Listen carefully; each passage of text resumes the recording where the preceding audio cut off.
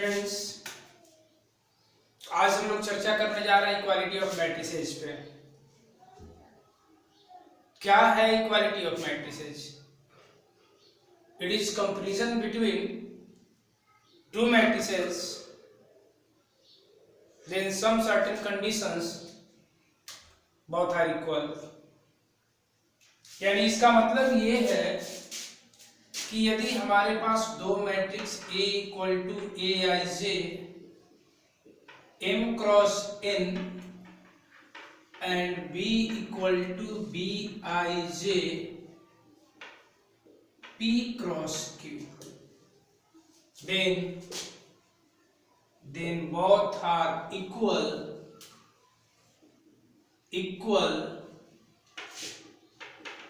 if and only if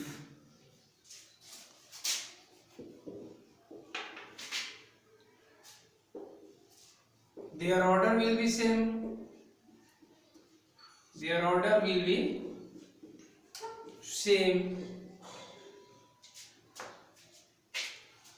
यानी इसका मतलब order will be same, just like the row of the first and the row of the second both are equal, column of the first and column of the second both are equal. So M equal to P and N equal to Q. Second case,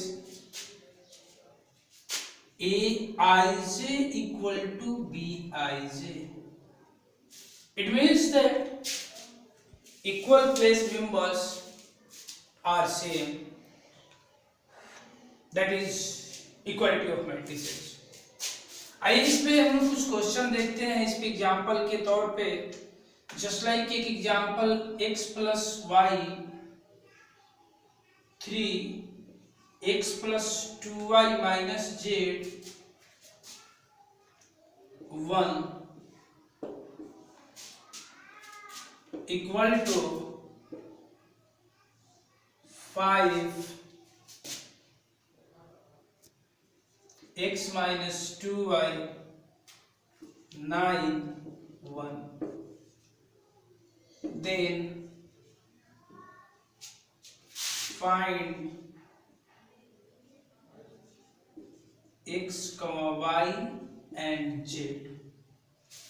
देखिए इस पे actually हम questions कैसे करेंगे, तो यहाँ हमारे पास 2 cross 2 order left and right both sides matrices are given and equality sign hold, it means both are equal, then find the value of x y z। तो देखिए इसका हम लोग सॉल्यूशंस जब करेंगे तो ऑब्वियसली इक्वालिटी ऑफ मैट्रिसेस का concept use करेंगे। तो x plus y equal to 5,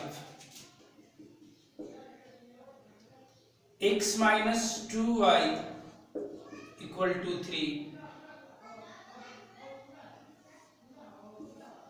and x plus 2y minus z equal to 9। Three conditions बने, इक्वेशन 1, इक्वेशन 2 एंड इक्वेशन 3। हम लोग करेंगे क्या, इक्वेशन 1, इक्वेशन 2 और इक्वेशन 3 को सोल्व करके x y z का वैल्यू हम लोग फाइंड करेंगे। क्लियर है ना?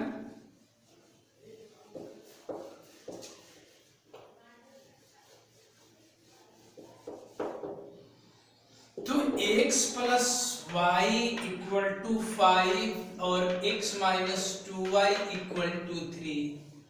देखिए हम यहाँ करने क्या जा रहे हैं, सब्सट्रैक्ट करने जा रहे हैं, तो sign will be change. Obviously 3y equal to 2, y equal to 2/3। Clear है ना? तो फाइनली x इक्वल टू क्या होगा, 5 माइनस वाई, यानी इट मीन्स दैट 5 माइनस 2/3 यानी 13/3। y भी निकल गया। हम लोग करेंगे क्या, इक्वेशन 3 में x plus 2y minus z equal to 9, x 13/3 minus 2 into 2/3 minus z equal to 9। अब यहां से आपका हो जाएगा 13 और 4 17/3 minus z equal to 9, 17/3 minus 9 equal to z, 17 minus 27/3 equal to z. So finally minus 10/3 equal to z. यानी हमारा solutions क्या आया, x y and z equal to क्या आया, 13/3, 2/3 minus 10/3. That is solution of equation. And their final value of x y z is given 13/3, 2/3 and minus 10/3. तो equality of matrix पे आपका इसी टाइप का क्वेश्चन पूछता है। इक्वालिटी ऑफ मैट्रिक्स आपको हमेशा ध्यान रखना है कि ऑर्डर सेम होगा और सेम प्लेस मेंबर्स इक्वल होंगे, तो आपका मैट्रिक्स ऑलवेज इक्वल होगा। आइए एक एग्जांपल और देखते हैं, एक एग्जांपल इस पे हम लोग और करते हैं, इसके बाद हम लोग चर्चा करेंगे addition and subtraction of matrices.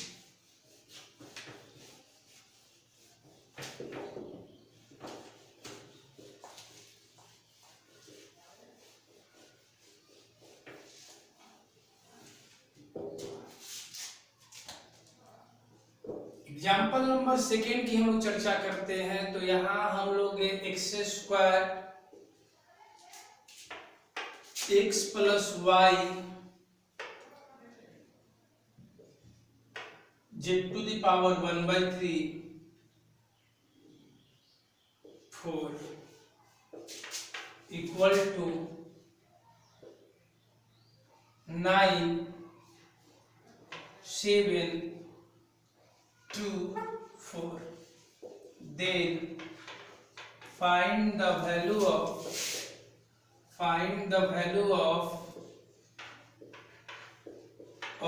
x, y and z। देखिए यहाँ पे 2x2 ऑर्डर का लिए हम लोग, तो x square equal to simply 9, x plus y equal to 7 and z to the power 1/3 equal to 2। ये तीन कंडीशन होंगे हमारे पास। हम लोग 1 by 1 सोल्व करेंगे और वैल्यू निकालेंगे। तो चलिए हम इसको देखते हैं। एक्स स्क्वायर इक्वल टू 9 है। हम लोग कभी भी एक्स स्क्वायर मिले तो ऑलवेज इस बात का ध्यान रखना है कि एक्स स्क्वायर को हम लोग क्या लिखेंगे, mod of x square. That is a very important part and that is useful in most important role of calculus. So x square equal to mod x square, so mod x square equal to 9, then mod x equal to 3 and finally x equal to plus minus 3।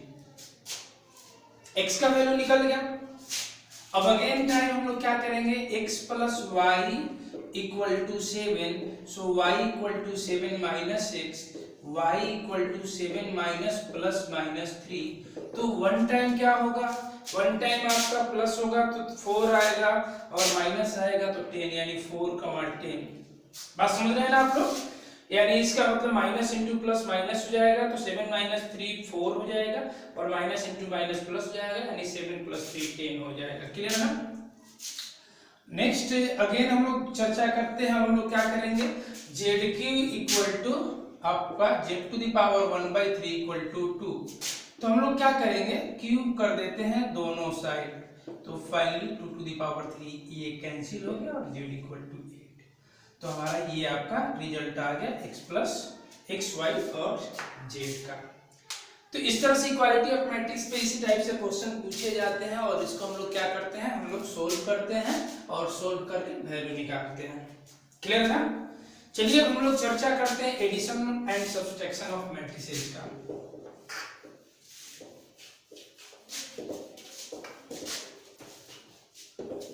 Next topic की हम लोग चर्चा करने जा रहे हैं addition and subtraction of matrices.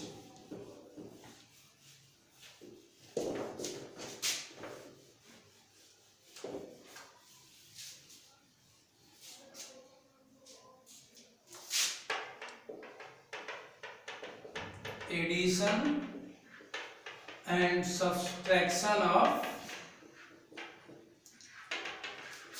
Matrices.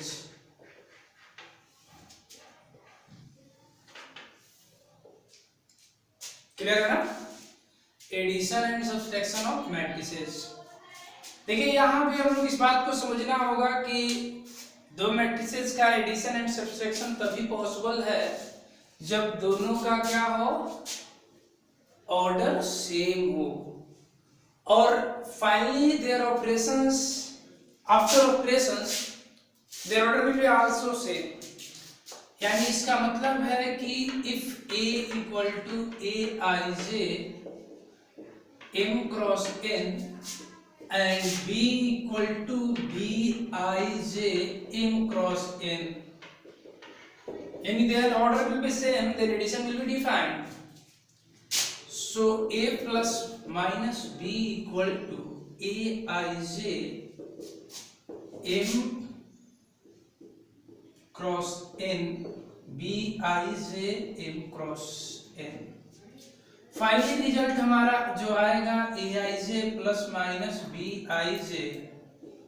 m cross n, यानी order doesn't change, A plus minus B equal, यानी एडिशन तभी डिफाइंड है, एडिशन तभी डिफाइंड है जब दोनों का ऑर्डर सेम हो, और साथ साथ जो हम लोग के ऑपरेशंस करेंगे एडिशन और सब्सट्रैक्शन का, तो फाइनली उसका भी ऑर्डर पे कोई इफेक्ट नहीं पड़ेगा। As for example just like A equal to 2793 B equal to 6142। Just like A plus B की हम लोग चर्चा करते हैं, तो A प्लस B क्या होगा, A प्लस B क्या होगा, हम लोग सिंपली ऐड कर देंगे, तो आपका 8 8 13 5, that is the addition. And subtraction की चर्चा करते हैं, तो A minus B equal to क्या होगा, 2 माइनस 6, यानी इसका मतलब -4, 7 माइनस 1 6, और 9 minus 4 5, 3 minus 2 1, that is the subtraction of matrices. तो just like their order will be 2 cross 2, देख रहे हैं ना आप, 2 क्रॉस 2 ही ऑर्डर का ये मैट्रिक्स आया है, यानी इसका मतलब है कि एडिशन एंड सब्सट्रैक्शन के लिए मस्ट कंडीशंस हैं कि order will be same and their final result will be also same order, so that is additions. अब आइए इसके कुछ प्रॉपर्टीज हैं उसकी हम लोग चर्चा करते हैं। देखिए कॉम्यूटेटिव लॉ फॉलो करता है, कॉम्यूटेटिव लॉ फॉलो करता है, यानी आप ऑलरेडी समझ सकते हैं कि दो नंबर्स को ऐड करें, यानी इसका मतलब है कि A plus B equal to B plus A।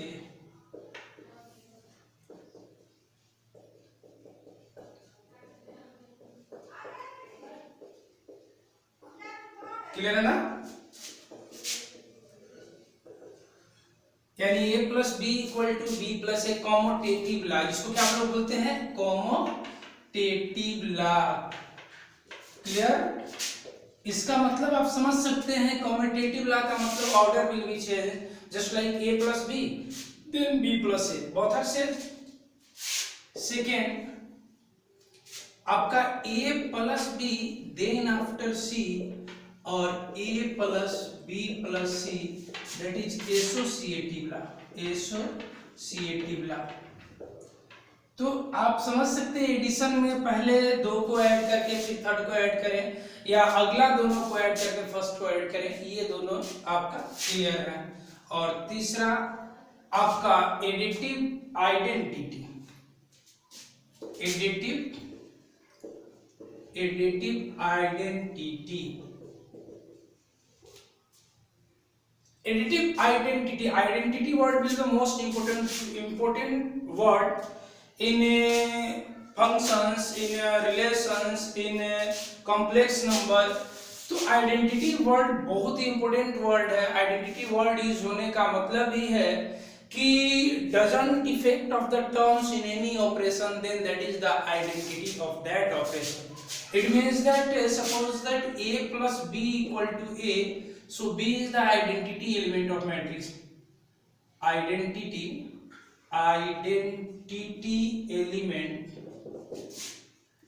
element of matrix.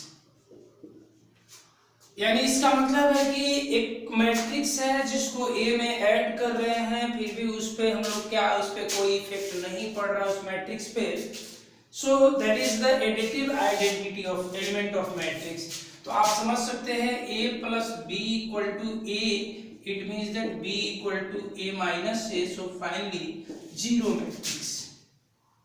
Zero matrix यानी b इज जीरो मैट्रिक्स, यानी zero matrix that is identity element. Identity element clear है ना, क्योंकि एक यही मैट्रिक्स है जो किसी भी मैट्रिक्स में ऐड कर दें तो मैट्रिक्स पे इफेक्ट नहीं पड़ेगा. तो that is the identity element. अब नेक्स्ट की हम लोग चर्चा करते हैं. तो आपका additive inverse, additive inverse of matrix. Additive inverse of matrix, additive inverse का मतलब just like their opposite nature. तो यहां आप समझ सकते हैं एडिटिव इनवर्स का मतलब है कि a plus b equal to zero matrix आना चाहिए. तो b इक्वल टू क्या होगा, zero minus a, so b equal to minus a, that is additive inverse matrix. Additive inverse matrix आप समझ सकते हैं. इनवर्स का मतलब जस्ट उसका अपोजिट. तो अपोजिट का मतलब प्लस का मतलब क्या हो गया, प्लस का मतलब माइनस उसका अपोजिट होगा. क्लियर है ना. तो that is the properties of addition of matrices. ये बहुत ही सिंपल है, इसमें आपको कुछ करना नहीं है. तो एडिशन का जो प्रॉपर्टीज है, पहला कॉम्यूटेटिव लॉ फॉलो करता है. तो कॉम्यूटेटिव का मतलब है कि ए में बी को ऐड करें या बी भी ए को ऐड करें, बहुत सारे इक्वल होगा. फिर नेक्स्ट है एसोसिएटिव. आप देख सकते हैं first of all to matrices का एडिशन किए हैं, फिर थर्ड का एडिशन किए हैं, और आरएचएस साइड में थर्ड और सेकंड का किए हैं, देन आफ्टर फर्स्ट का किए हैं. तो doesn't effect the matter because that is the addition process and addition process will be associative and commutative both. Clear. तो चलिए हम लोग अब आगे की तरफ चलते हैं. इसमें हम लोग नेक्स्ट टॉपिक का डिबेट करने जा रहे हैं, product of matrix bye scalar. ये बहुत ही इंपॉर्टेंट मैटर है, और तब इसके बाद हम लोग इस पे एग्जांपल देखेंगे और फिर आज का क्लास यही तक हम लोग क्लोज करेंगे. क्लियर है ना. तो हम लोग नेक्स्ट टॉपिक की जो चर्चा कर रहे हैं वो क्या कर रहे हैं, product of scalar and matrices. Product of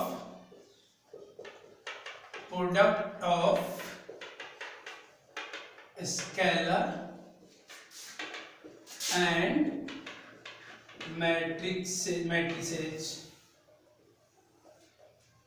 देखिए एक मैट्रिक्स ए है और एक नॉन जीरो कांस्टेंट के है. एक मैट्रिक्स ए है और एक नॉन जीरो कांस्टेंट के है, और हम के से क्या कर रहे हैं, उस मैट्रिक्स में मल्टीप्लाई कर रहे हैं. तो मैट्रिक्स में क्या इफेक्ट करेगा इसके ऊपर हम लोग चर्चा करते हैं. तो यहां हम लोग एज्यूम कर लेते हैं, let be any non zero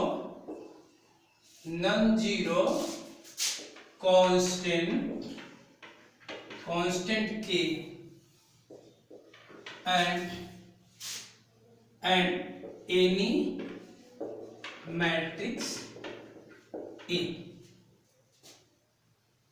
equal to aij m cross n. देखिए हमने ये जूम किया, क्या जूम किया, हमने जूम किया कि एक नॉन जीरो कांस्टेंट k है और एक मैट्रिक्स a है. तो ऑब्वियसली k इंटू a क्या होगा, तो कुछ नहीं, k इंटू a जो होगा k ai से m क्रॉस n. यानी हमने k से मल्टीप्लाई किया मैट्रिक्स a में, तो k into a equal to k aij, और फाइनली हम लोग k इक्वल टू क्या लिख सकते हैं, k aij m cross n. यानी इसका मतलब कांस्टेंट k जो है वो सारे मेंबर्स में प्रोडक्ट करेगा और आपका प्रोडक्ट करके उसको k टाइम्स मैग्नीट्यूड को बढ़ा देगा या घटा देगा, but their order will be doesn't change, उसका ऑर्डर पे कोई इफेक्ट नहीं पड़ेगा।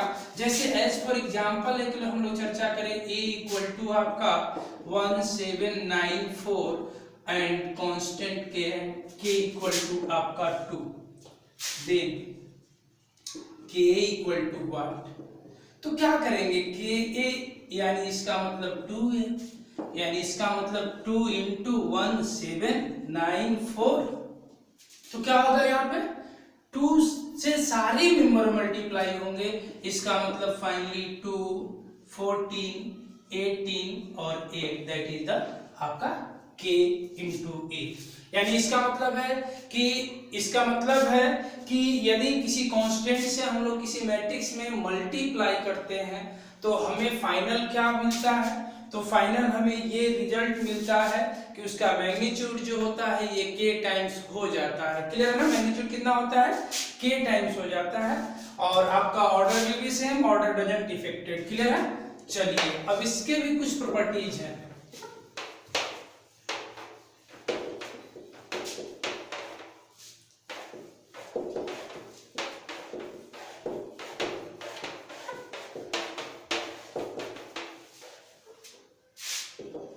Their properties, देखिए पहला सपोज दैट कांस्टेंट k से दो मैट्रिक्स को ऐड करके मल्टीप्लाई करें या मल्टीप्लाई करके ऐड और सब्सट्रैक्ट करें, कोई इफेक्ट नहीं पड़ेगा, ठीक है। और दूसरा, यदि आपका k into a equal to 0 comma a not equal to 0 then k must be 0, यानी इसका मतलब क्लियर है कि k इंटू ए करने पे 0 मैट्रिक्स आ रहा है और ये 0 नहीं है, तो ये स्पष्ट है कि आपका k क्या होगा 0 होगा। और तीसरा, यदि हम दो scalar m into n into a करें या सिंपली m इंटू n ने, या आपका कर सकते हैं ma इंटू n, कोई इफेक्ट नहीं, क्योंकि स्केलर आप समझ सकते हैं स्केलर से मल्टीप्लाई करेंगे मैग्नीट्यूड mn टाइम्स होगा। अब वो m फर्स्ट टाइम मल्टीप्लाई करें a से, इसके बाद a करें, इसके बाद n करें, या आपका mn करके ये करें। और चौथा, ये बहुत छोटी छोटी प्रॉपर्टीज है m plus n into a, तो दोनों अलग अलग स्केलर है, ऐड करके मल्टीप्लाई करें या mn इंटू a करें तो भी कोई इफेक्ट नहीं पड़ेगा। तो ये इसके प्रॉपर्टीज है छोटे छोटे, जिसपे हमने डिबेट किया, जिसपे हमने चर्चा किया। तो इस पे हम लोग आज का टॉपिक यही तक रोकते हैं, आज के टॉपिक को हम लोग यही क्लोज करते हैं। और इस पे हम लोग जब नेक्स्ट टॉपिक की चर्चा करेंगे तो इसमें हम लोग क्वेश्चंस करेंगे और क्वेश्चंस पे डिस्कशंस करेंगे कि ये एडिशन, सब्सट्रैक्शन और product of scalar and matrices पे क्वेश्चन किस तरह से क्रिएट होते हैं, क्वेश्चन कितने तरह से पूछे जाते हैं, इस पे हम लोग डिबेट करेंगे। ठीक है, चलते हैं, ओके हम लोग, ओके बाय।